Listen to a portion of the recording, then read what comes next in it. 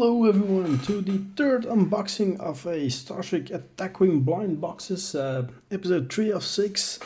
As said in the previous episodes, it's a lot that I bought, and I did a peek inside, so I know that they're from my fleets, being the Cardassians, the Ferengi, the Federation, bit of the Mirror Universe as well, Federation, but basically that's just because they're cool vessels, they're Federation vessels, just from another timeline.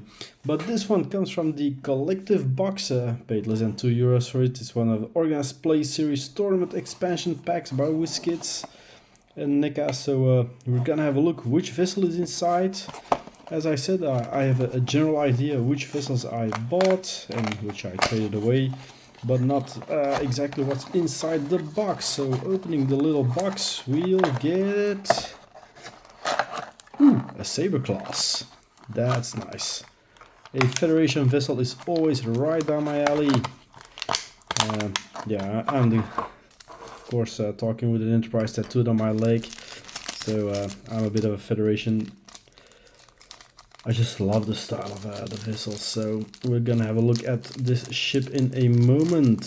First we're gonna try and open up the stem, put it on the base, so we can arrange it all afterwards. But first, the sculpt. So it's one of the first contact combat vessels to make, well, to resist the Borg.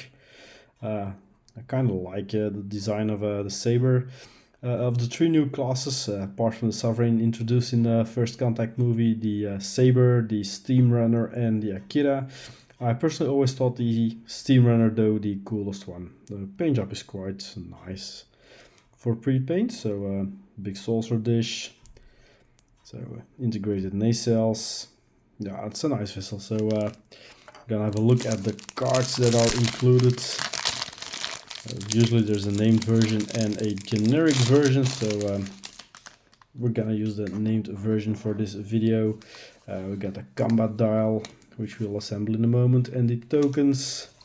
We got a 1 skill and a 7 skill captain.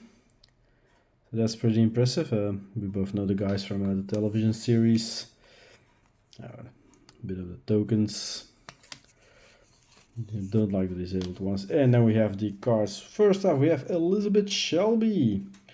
So during this dice, you're against an attack from a board ship. You roll 1 defense die extra. So, and you may re-roll all blank results during the modified defense. So pretty good card if you're up against a board cube.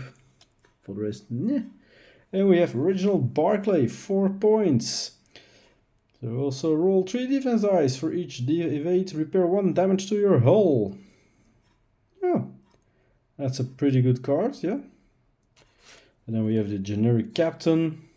So it's one of the, I believe, yeah, it's one of the guys of the episode with the alien symbiotes that had taken over Starfleet Command, if I remember correctly, the picture that is. And then we have Captain Benjamin Maxwell. Though while he's in this one, well, it's handy to have a Maxwell, but he's actually a commander of a Nebula class vessel from the episode The Wounded. So where he went on a one-man vengeance raid against the Cardassian Union. Well, it's not if you do so, discard during the end phase. So yeah, 4 skill captain, but with a bit of a sacrificial thing. And then we have, of course, the cards itself. So first off, we have the USS Jaeger, the same one from in First Contact. So he's the named vessel and the one that we're gonna put on the cards. So attacking with photon torpedoes, you do not need to disable the photon torpedoes. So yeah, that's pretty nifty. 22 points, while the basic non-skilled one costs 20 points. So picture on this one is though cooler than the one on the Jaeger itself, but yeah, that doesn't matter. We got these maneuvers. So only a 180 is a red maneuver, so it's a pretty agile vessel. There we can see with the upgrades we have photon torpedoes, which is an attack with a target lock. Spend your target lock and disable this card to perform this action. You may fire this weapon from your forward or rear firing arcs. So, boom, boom, boom. And a preemptive strike. Discard this card to target the ship at range 2-3 in your forward firing arc and roll 3 attack dice. Target the ship, roll defense dice against this attack. So yeah, pretty decent cards, I must say. But let's put on the name tags first and make the thingies. That's the Jaeger. There it is. So it's always the same. You got your card lock here, and depending which side you put on, you got either the Jaeger or the Saber Claw. So let's stem this vessel up by trying to find a fun little stem that fits. We could actually go for the 2 stem for once, which I usually don't do. I keep them at 1 just for stability's sake, but you could build a high tower. But I tend to just keep them down to a single stem for stability and ease of transportation and everything. It's not like it matters that much. So, yep. Means we have to put in the shorter stem though. There we go. And there we go.